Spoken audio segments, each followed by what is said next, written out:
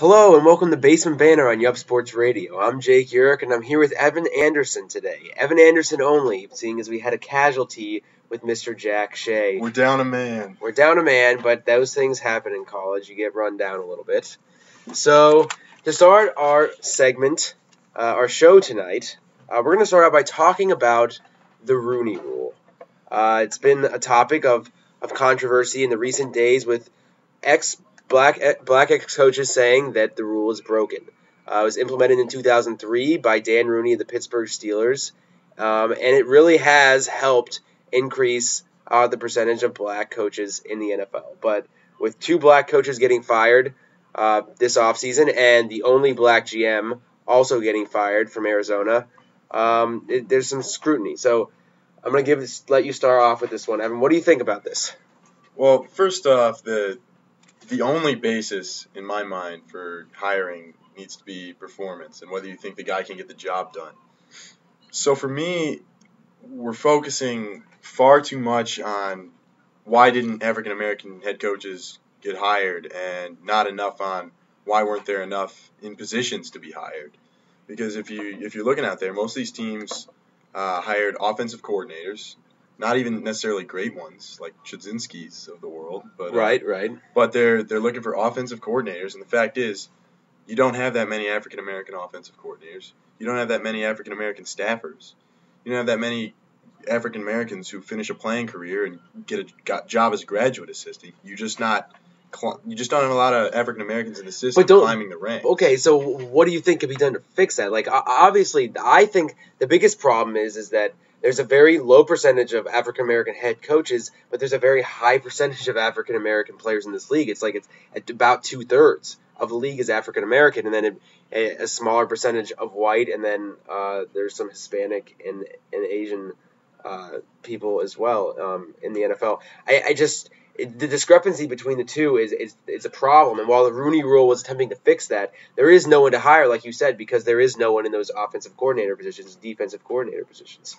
I certainly agree that it's a problem because you can't have that discrepancy. It doesn't make sense to have a white face coaching a bunch of black ones necessarily. Not that there's anything wrong with that on a situation-by-situation basis, but you would like the demographics of the coaching side to reflect the demographics on the playing side. And in addition to that, the black coaches that we do know in the league are very knowledgeable guys. They're great, intelligent football guys. You can see it. We can see it with the success that like Tony Dungy, Lovie Smith, and Mike Tomlin have had in the league, winning Super Bowls, and Lovie Smith getting there, of course. But then also after the time, Tony Dungy's a great analyst, and Herm Edwards is a great analyst, just as examples of this. But I'm going to go out on a limb here and say that while all the teams are looking to hire these like great offensive coordinators that are going to be innovative, I don't think that's actually what they want. They want to hire guys that look like they're going to actually do something crazy and really just basically play it safe and play it conservative. They want solid guys in those positions, not guys that are necessarily risks.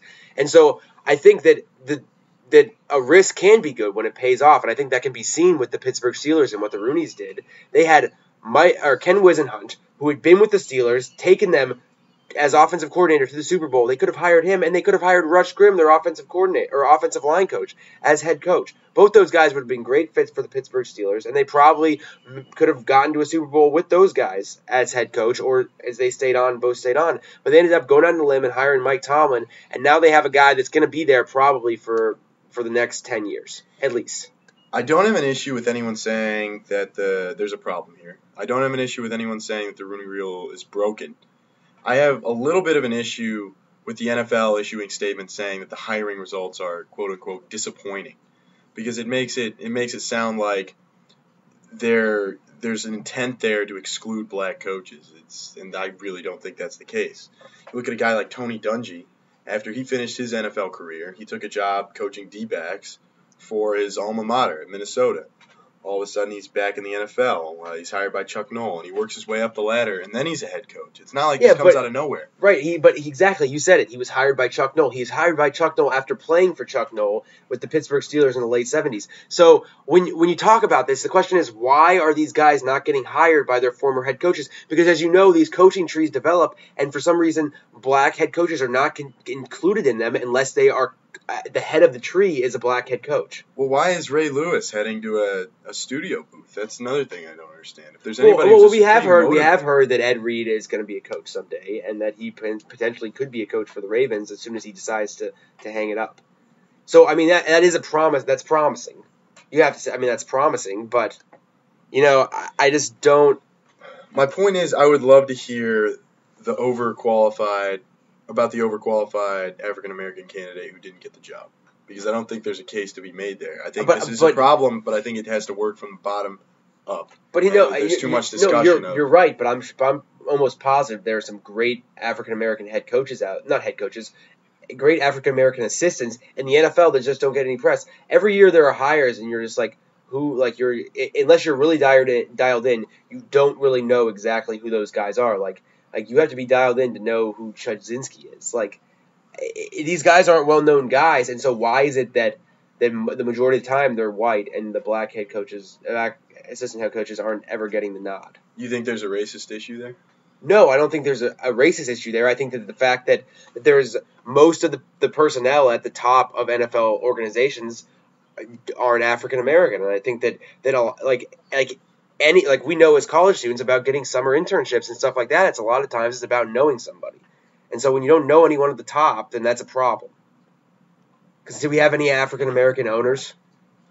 No, you don't. And so it's a larger issue. It's a larger issue, but I think that it's a trickle down effect. And while getting African American, well, I mean, come on. I have an issue. I have an issue with that way of thinking about things, because even a guy like Mike Tomlin, he starts at Virginia Military Institute. He goes to Memphis. He goes to Tennessee at Martin, Arkansas State, Cincinnati, and he just climbs the ladder. All of a sudden, he's with the Buccaneers. He learns at Tampa 2. He works his way up from there. He works under Brad Childress. But that's not that. My point is that he worked under Tony Dungy first, and Tony Dungy's giving his recommendation to anyone in the top. I was talking about Tomlin. No, I know Tomlin's Dungy's recommending Tomlin. Yes. That's the thing. You have to know someone. That's the problem I have with it.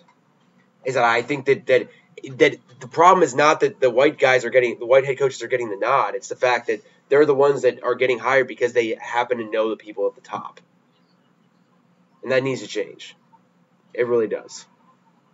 I suppose. I just would love to see some evidence that there's kind of a discrepancy in the way African Americans and Caucasians are being treated when they come out of the game. I just don't see that. I don't believe that necessarily. Fair enough. And you did say earlier this week, if I may go back to this comment, that you think that any team is crazy for not waiting to hire Jim Caldwell. Yeah, I absolutely. Who is an African American head coach who really had some success, and he led the Baltimore Ravens as offensive coordinator to a Super Bowl victory. So we're going to segue from the first Rooney Rule topic to the Super Bowl recap. Oh, I get to brag again.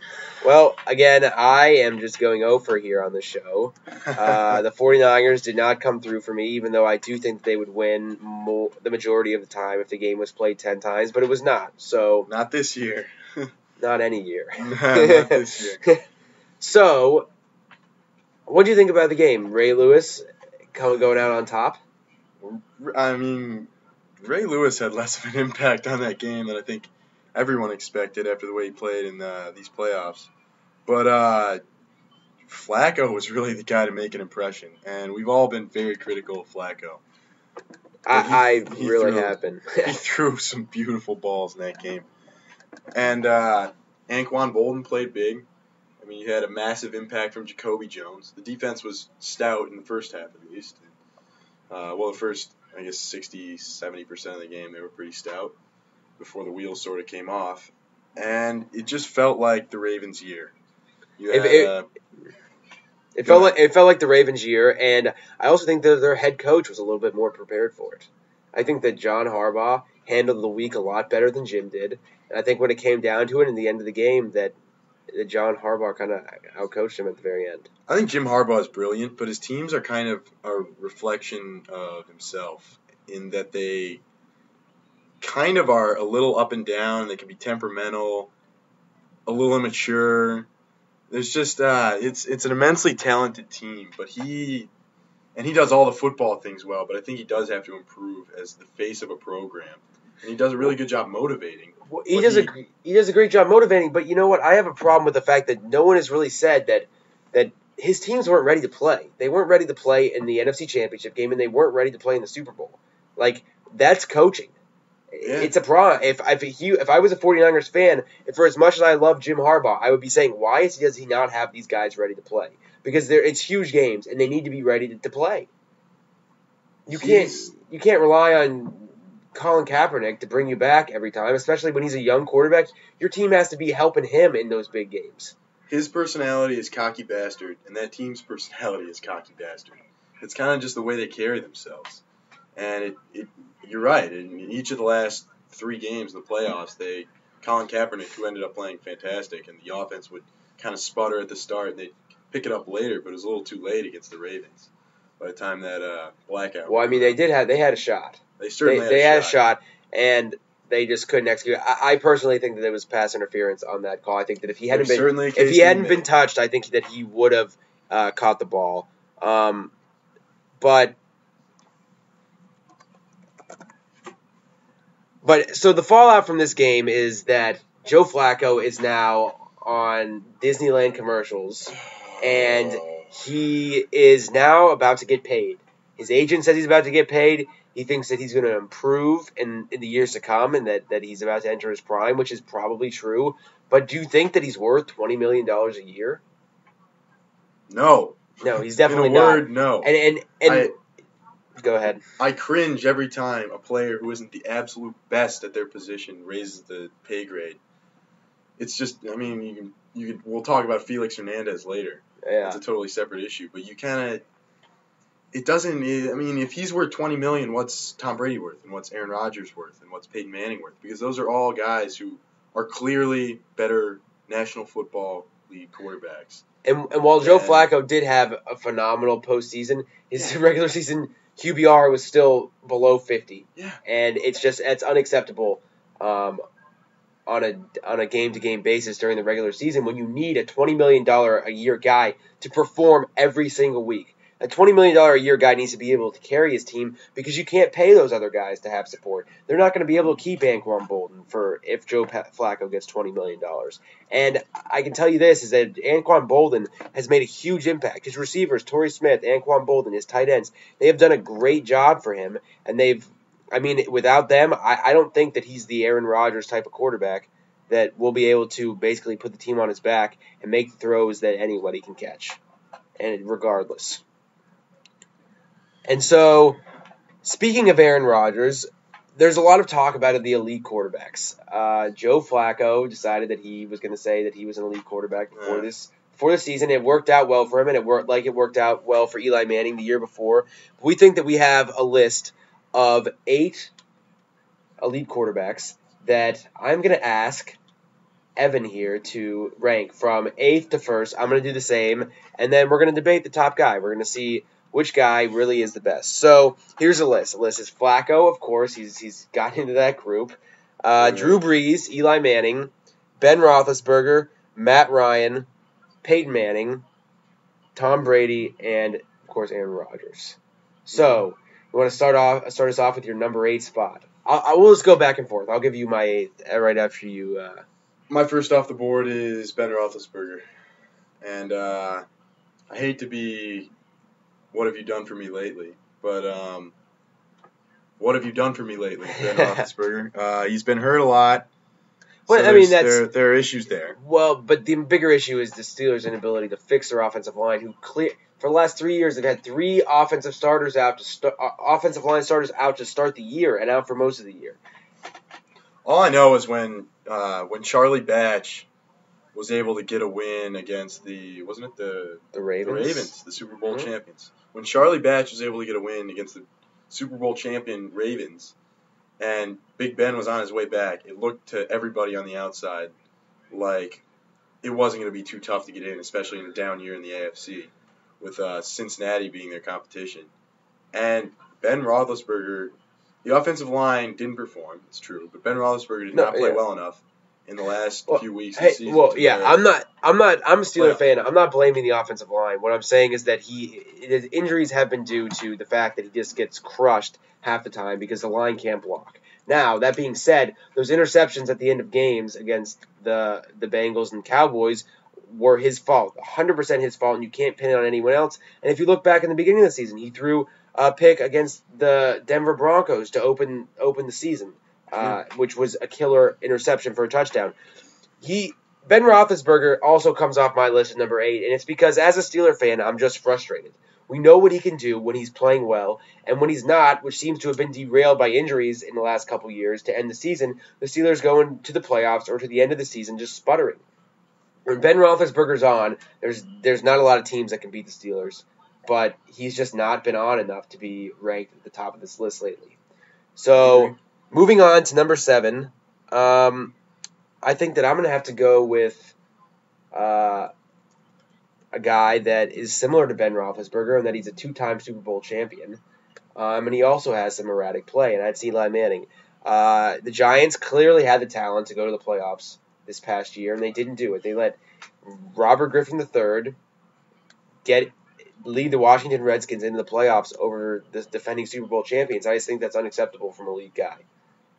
His play's erratic. He throws a lot of interceptions. And while he is very clutch, he's like Ben Roethlisberger in the sense that when he's on, and his team will probably win the Super Bowl. But when he's not, they're not going to make the playoffs, and he's going to be extremely frustrating for a fan base that knows there could be a lot more out of him. He has a wealth of talent around him, and he gets a lot of the credit for those 2 Super Bowls, but that's a fantastic football team in New York. You got all those receivers. And the line has been sturdy for years, although it's kind of deteriorating now. Which is a problem. Yeah, it is a problem. But the defensive front is as fierce as ever. But they did have injury problems in the defensive backfield. Certainly did. But that every team has injuries. Every team has injuries. And you want to talk about injuries, you can talk about the Packers, or you can talk about, go down this list. The Packers. That's who I want to talk about. We'll get to that later. All right. So, who's your 7 guy? My 7th and second off the list has to be Joe Flacco. I think he entered the Eli Manning zone this postseason by winning a Super Bowl, and he really did play fantastic in the playoffs. But body of work, the guy still put up a 46 quarterback rating for the entire season, and that body of work makes him a below-average quarterback for 16 games. And there isn't another guy on this list who that would happen to. There isn't. Right. Ben Roethlisberger's QBR was a lot higher than his. Certainly.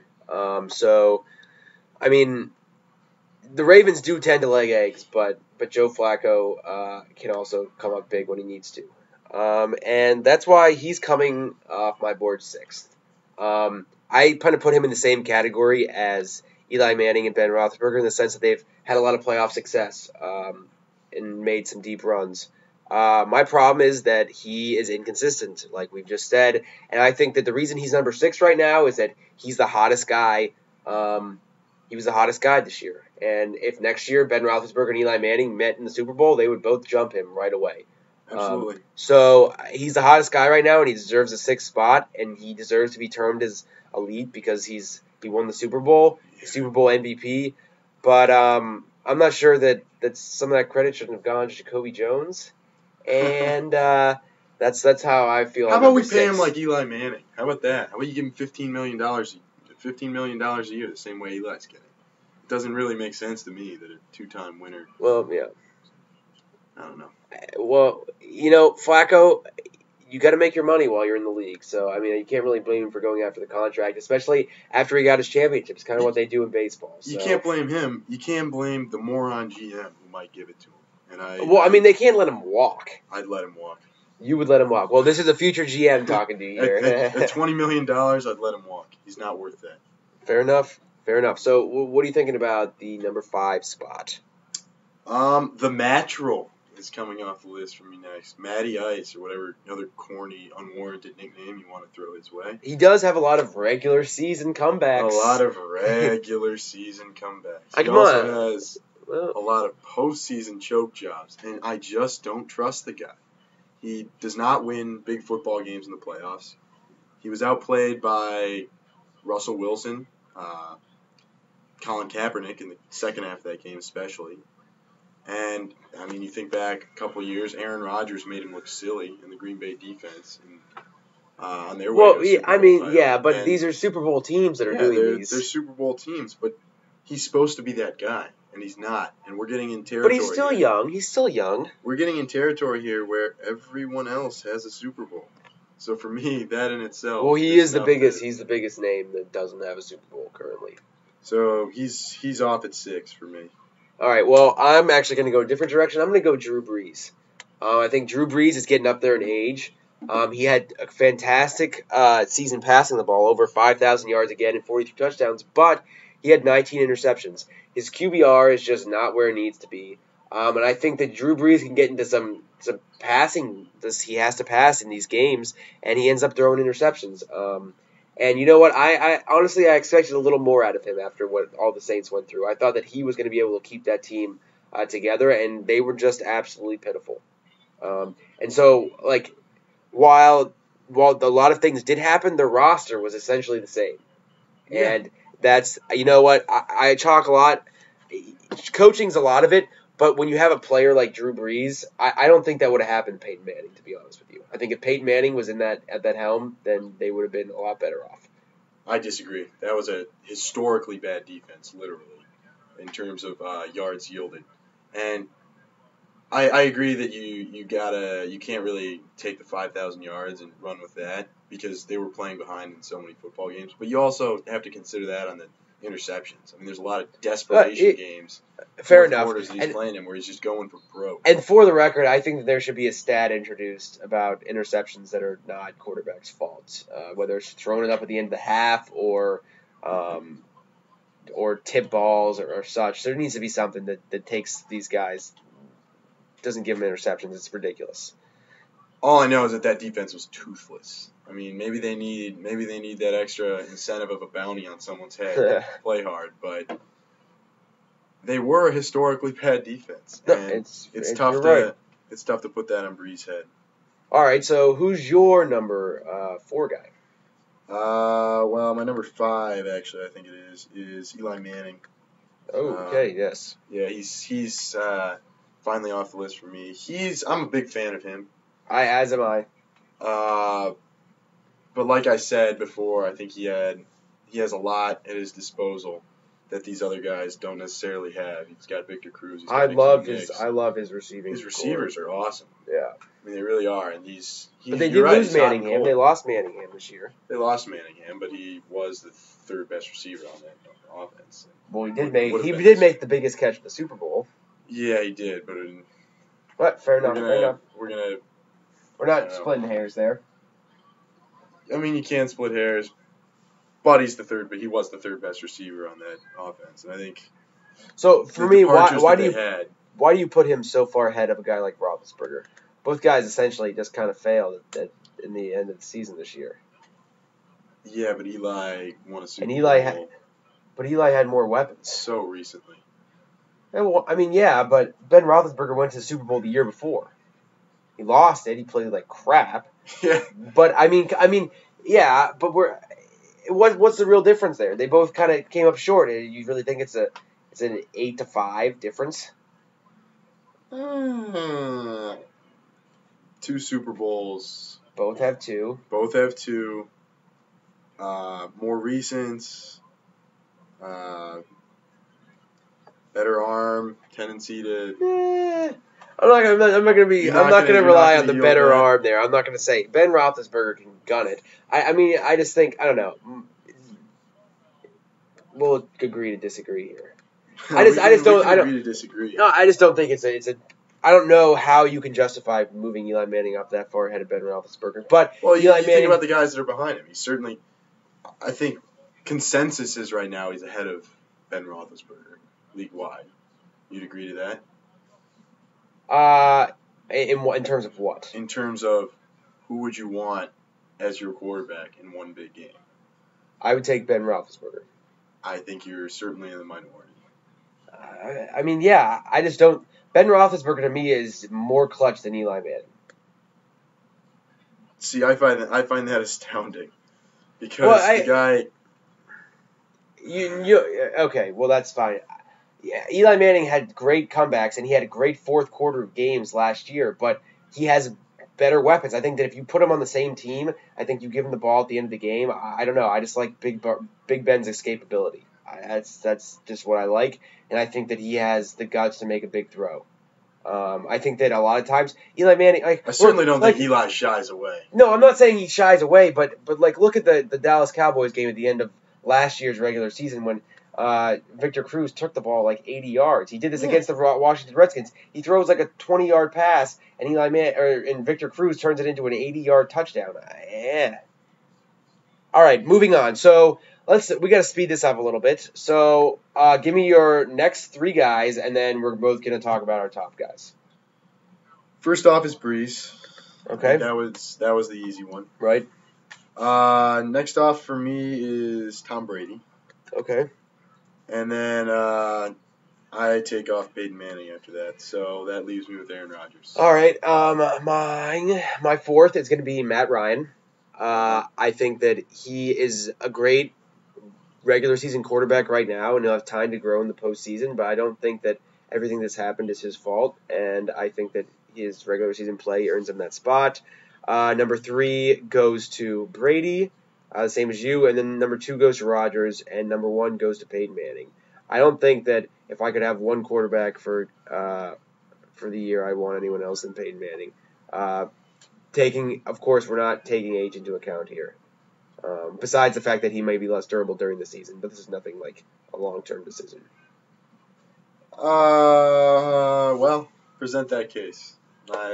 He has a higher QBR. Certainly. I think that he is a coach on the field.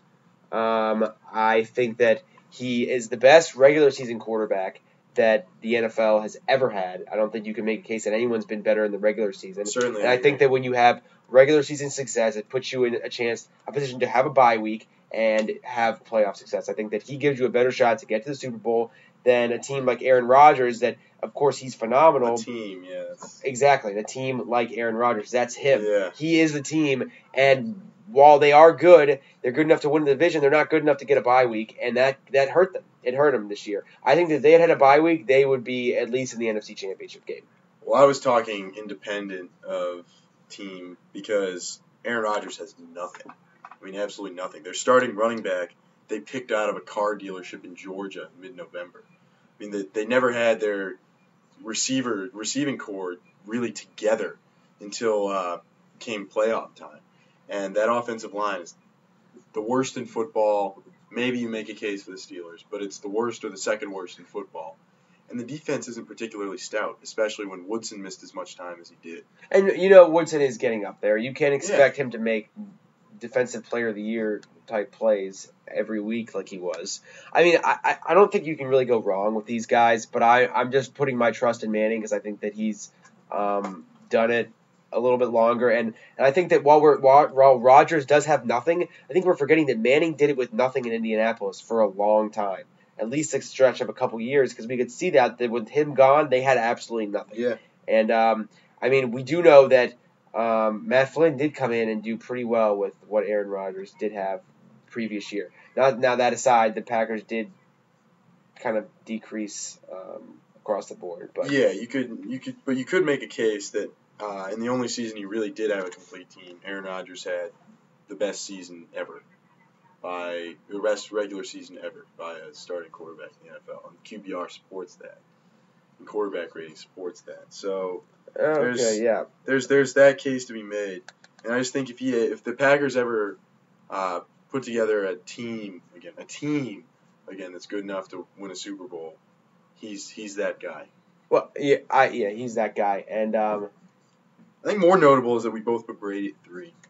Well, I think that the problem with that is that it's been his recent failures. Yeah.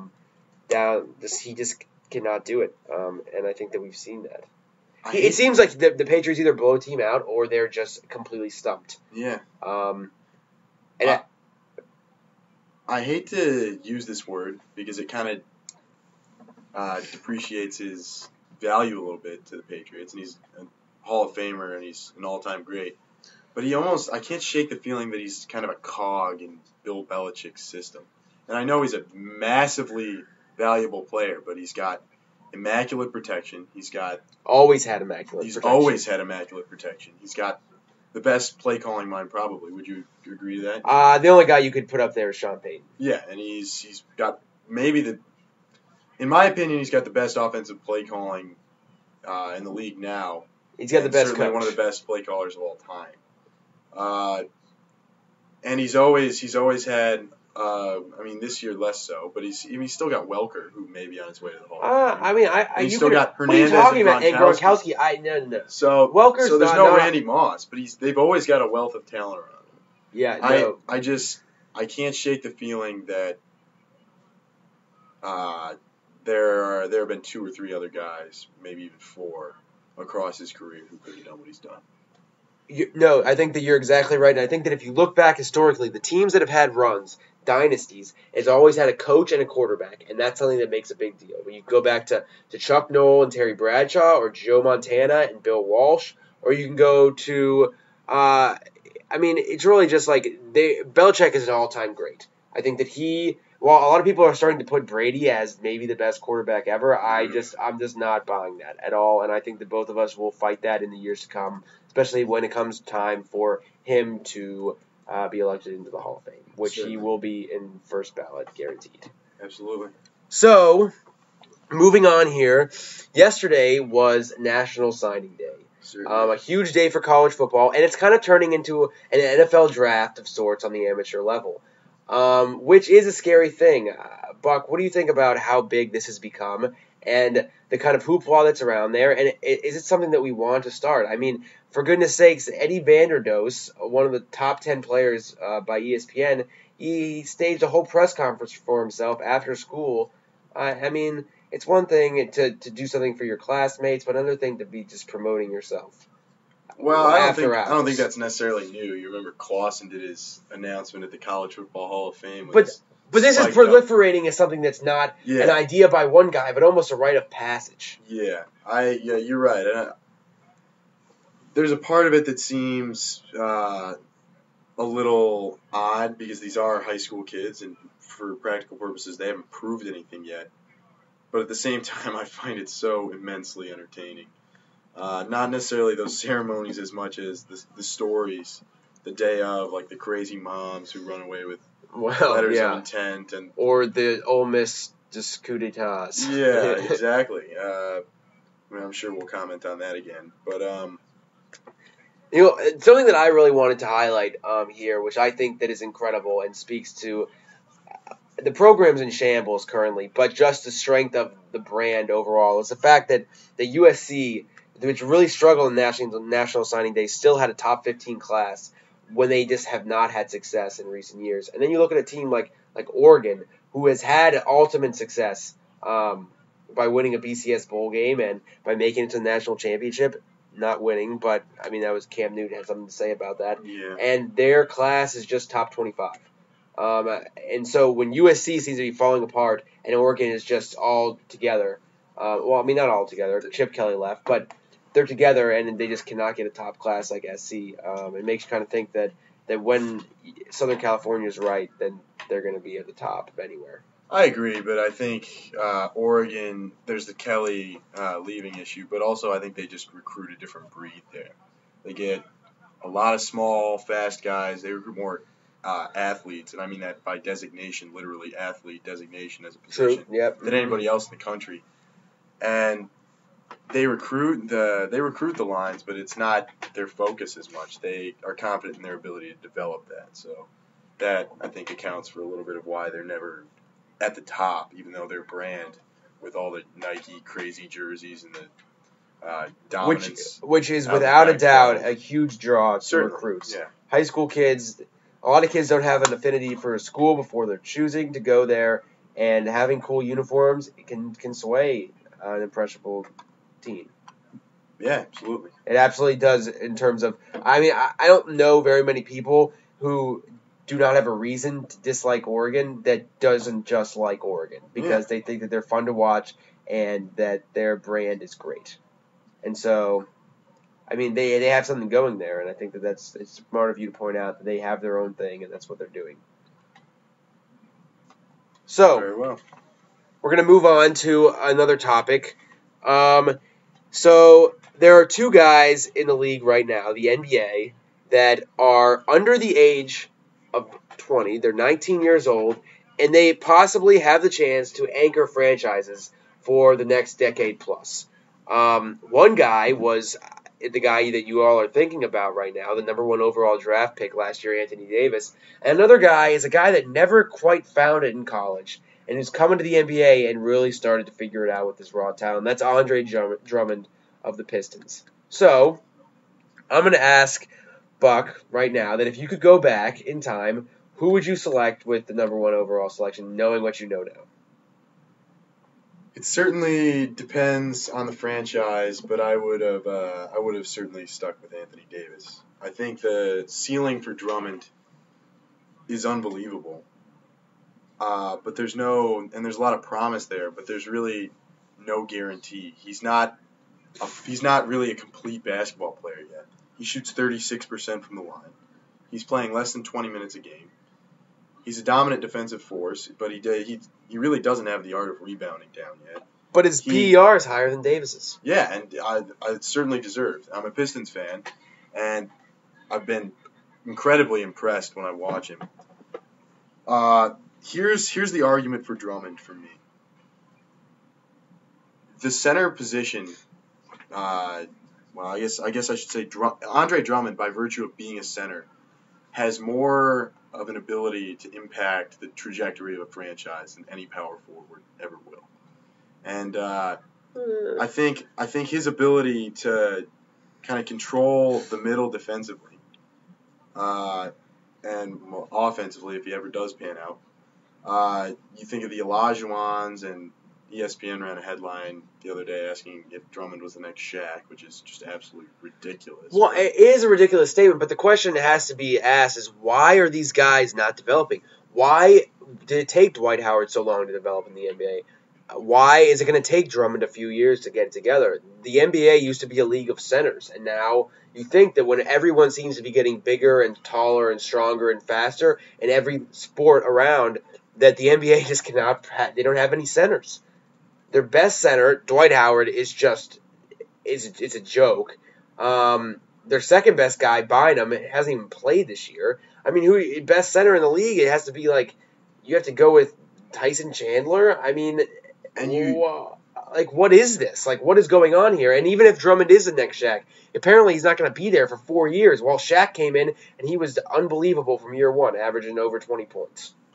Yeah, I agree with that, certainly. And that was the only point I was making, is that the NBA is kind of slowly losing the center position. And the team that finds that has an unbelievable asset. You've talked about the Knicks with Tyson Chandler, and he's winning Defensive Player of the Years out there. It's very important to their success. Even a guy like Roy Hibbert. You think back to the playoffs last year when they were giving the Heat so much trouble because he altered every single shot. You're right. That's the reason a guy who's averaging 12 and 8 commanded $50 million on the open. And when you think about a guy, Kevin Garnett, that we traditionally consider as a power forward, he's playing center for the Boston Celtics currently on a 6-0 run, and he's able to play that position effectively and have a huge impact on the game, even though he's out of what we would think to be his natural position. Yeah. So we can agree that centers have a huge impact. I also would choose Anthony Davis still, but I think that Drummond is a guy to watch. Anthony Davis, while Drummond has a great PER, Anthony Davis also has a very good PER of 21. He's already averaging 13 points, 7.5 rebounds. I expect both totals to jump up to over 10 and do about 19 points a game next year, is what I'd like to see from him. So I think that he's going to be a piece. But in the end, I think that Drummond may have a higher ceiling, while Anthony Davis is more likely to reach his ceiling, albeit a lower one. Gotta shout out my Piston one more time for having what's on pace to be the most productive season ever by a teenager in terms of PER. So big ups to him for a great year, but I agree on this one. All right, so moving on. Kurt Schilling recently said that in 2008, when he was attempting a comeback, he was offered performance-enhancing drugs in the locker room. He wouldn't say who did it, but he said that it was not a player or important organizational person.